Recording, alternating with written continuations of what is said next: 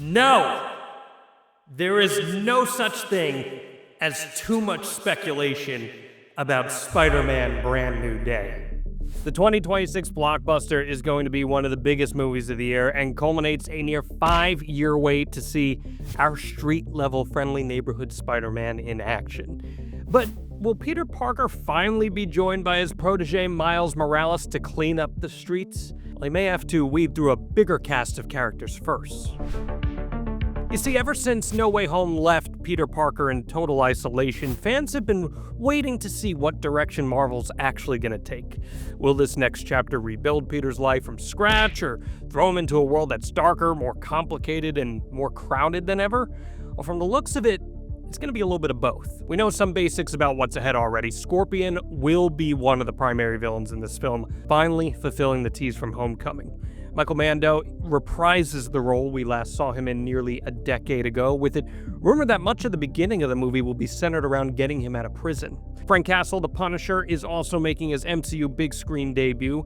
We know he's set to make his presence felt, which brings with it the promise of moral chaos and street-level brutality. His interactions with Spidey will almost certainly be uncomfortable, brutal, and also pave way to giving us a glimpse into what the post-No Way Home New York City looks like for Peter. And then we have a Hulk.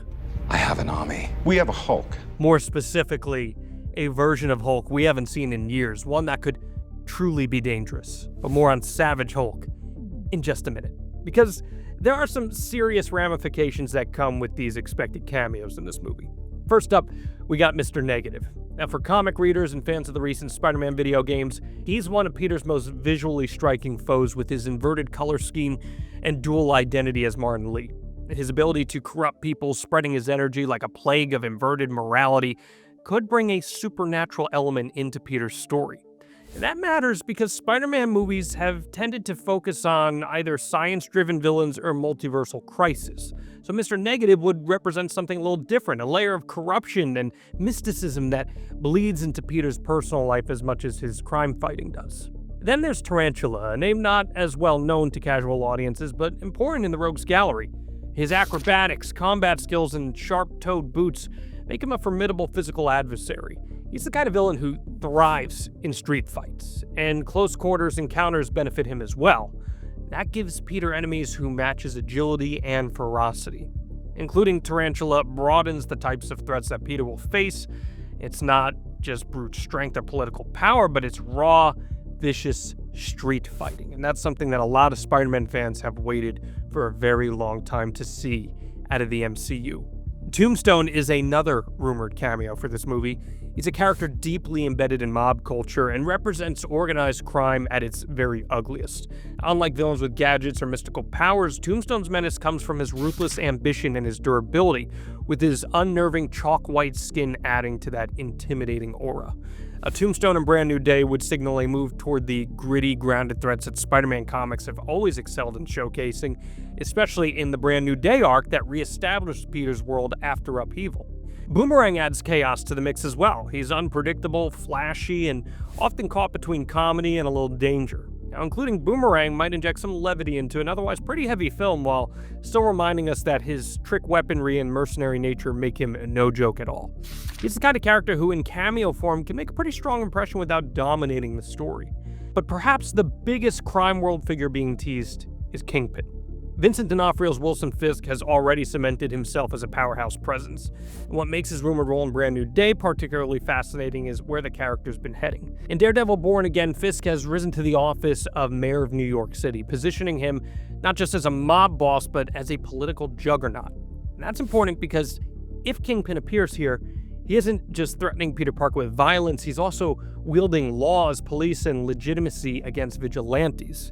Peter's anonymity after No Way Home? Well, that might offer some temporary protection, but Fisk's ability to shift public opinion against masked heroes and vigilantes could make Spider-Man's return more dangerous than ever. Now, D'Onofrio has claimed he won't ever appear in an MCU movie, but when are actors known to always tell the truth? That naturally ties into Daredevil. Charlie Cox's already returned as Matt Murdock, and his ongoing battles against Fisk make him a logical inclusion in Brand New Day. Even a small appearance from Daredevil would drive home the idea that Peter isn't operating in isolation anymore. New York's heroes are beginning to collide, and Peter could either find an ally in Murdock or yet another complication as laws tighten around vigilantes. Daredevil's presence would also echo the tone of Marvel's move towards street-level stories, where the threats aren't just cosmic, they're actually personal and they're violent. But now I want to dig into Savage Hulk, one of the more shocking rumored inclusions. Now, Mark Ruffalo has been confirmed to appear in this movie, but the version of Hulk we've grown accustomed to, Professor Hulk or Smart Hulk, whatever you want to call him, isn't what fans are necessarily talking about here. Savage Hulk is something else entirely. It's the primal, uncontrollable version of the character that we really haven't seen in the MCU for years now. The last time audiences got a taste of raw, mindless Hulk was during earlier Avengers films and into Thor Ragnarok, where he rampaged with no regard for friend or foe. Since then, the franchise has leaned heavily into the Banner-controlled hybrid where intelligence and muscle actually coexist together. Fans have enjoyed that interpretation, but it's missing the edge of unpredictability that made Hulk terrifying as well as heroic. So Savage Hulk returning would mark a major tonal shift. This is Hulk stripped of rationality.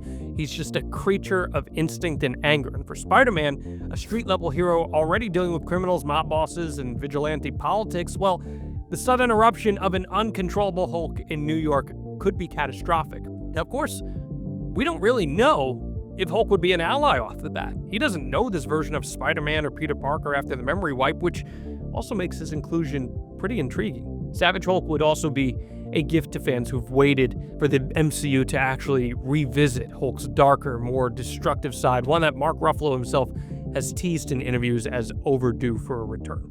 Now let's talk about Sadie Sink and the recently hot Jean Grey theory. Her casting has sparked enormous speculation. Is she Gwen Stacy? Is she a new MJ? Is she Black Cat? But the possibility that she could be playing Grey is one of the most exciting rumors tied to Brand New Day. So why is this such a big deal? Because Grey isn't just another superhero, she's one of the core pillars of the X-Men. Her powers, her identity, and her connections to storylines like the Phoenix Saga make her a foundational character in Marvel's mutant history. So if Brand New Day introduces her, even in the smallest way, it marked the first truly significant step towards bringing the X-Men into the MCU fold. This would be monumental because Marvel's been teasing mutants for years. We caught our first quick glimpses in Doctor Strange and the Multiverse of Madness alongside the Marvels and then Deadpool and Wolverine. But having her appear would be the boldest confirmation yet that X-Men aren't just coming, they're being built into the universe ahead of Avengers Doomsday. That film is rumored to feature returning legacy actors from Fox's X-Men franchise, so Brand New Day could serve as the perfect bridge, showing us a new Grey who will stand alongside the MCU's next generation of heroes. Sink has the acting chops, the right age, and the kind of presence that could very much carry such an iconic role. Even if her character isn't fully revealed in Brand New Day, the seeds could be planted in ways that fans will immediately pick up on. And let's not also forget, MJ and Ned are confirmed to return in some form, and recently, they even took a picture on set, and how heartwarming was that? Now, how all that works after the little memory wipe actually remains to be seen, but the reappearance ensures Peter's personal story won't be lost in the shuffle of all the villains, the allies, and the much larger MCU steps. These two characters keep Peter grounded, and their inclusion means that no matter how cosmic or political things get, the emotional core of the franchise will remain intact. Now circling back to where we began, Miles Morales. His name hovers over every discussion of Spider-Man's MCU future, and there's no doubt Marvel wants to introduce him at some point, especially after the Spider-Verse films prove just how beloved the character actually is. But will Brand New Day be the movie where he arrives? Honestly, I don't think so, at least not in full. There may be a nod. We know he exists in this universe because of Donald Glover's Aaron Davis, who has already been introduced in the MCU as Miles' uncle back in Homecoming. Fans have speculated that the casting of Liza Colon-Zayas could point to his mother, Rio, being introduced in this movie. And maybe there'll be a name drop or a subtle hint that Miles is out there, but bringing him fully into the story would probably overshadow Peter's arc, which is still focused on rebuilding his life post No Way Home. Marvel tends to play the long game, so Miles may not get his proper introduction until later phases. And Marvel head honcho Kevin Feige also said that we shouldn't expect to see him until a later phase. So where does all of this actually leave us? Spider-Man Brand New Day is shaping up to be more than just another Spider-Man movie. It's not simply about villains to defeat or a status quo to restore. It's about expanding the street-level world of the MCU while planting some seeds for mutants and testing how Peter Parker fits into a world that's changing faster than he can keep up with. On one end, you got Scorpion, maybe Tombstone, Boomerang, Tarantula, Mr. Negative, hopefully Kingpin and Daredevil. They're all representing the rise of street heroes and villains in New York. On the other, you got the Punisher pushing the moral boundaries of the city's vigilantes, Savage Hulk representing uncontrollable power, and Sadie Sink potentially ushering in the X-Men. Somewhere in the background, who knows, maybe even Miles Morales waits, ready to eventually step into the light. There are so many moving pieces in play for this movie, and fans need this film to be everything they've hoped for. Major stakes are ahead with Doomsday and Secret Wars, and the foundation is laid with this movie. Brand New Day isn't only redefining Peter's world, it's redefining the MCU as we know it.